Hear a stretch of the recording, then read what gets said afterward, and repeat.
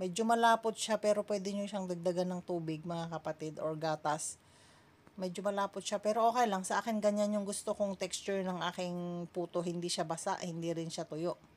Ayan, muntik nang nasunog mga kapatid. Kakadaldal. Ayan, ang ganda ng kulay, di ba?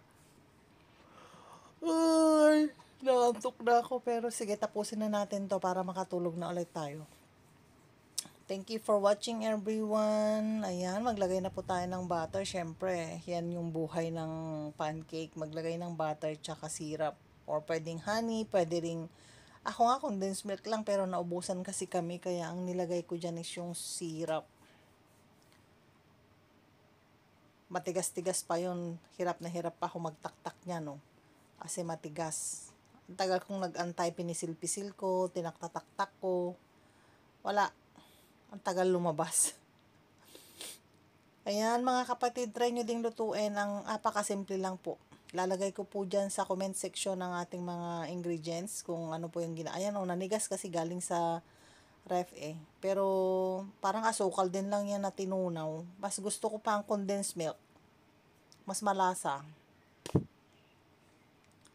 Ayan, timpla na tayo ng kape mga kapatid at tayo'y kakain na. Ako'y nagugutom na. Thank you guys for always watching my pachambaluto. Sana nagustuhan nyo mga kapatid. O, diba? Tapos hiwa-hiwain. Ang hirap mag-video minsan hinahawakan. O, diba? Ang ganda ng kulay niya, promise. Alam mo yung medyo sunog-sunog ng konti. Tapos matamis. Tapos yung butter is salty. O, diba? Ang bongga. O, hindi pa napagitna, ate. Yan, pinapakita mo na sa gilid. Yan, ipagitna mo.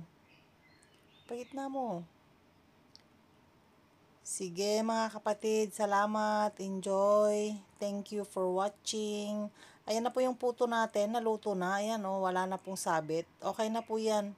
Yan yung gusto kong puto. Hindi siya yung basa. Hindi rin siya yung dry. Pero nakalimutan ko, wala pala asukal yan. Kaya condensed milk talaga ang kailangan. Thank you everyone for watching my videos. Ang sulok man kayo ng mundo, ingat lagi, enjoy life. Kain-kain lang, huwag pabayaan ang sarili mga kapatid.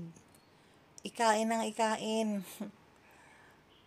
Okay, bye-bye.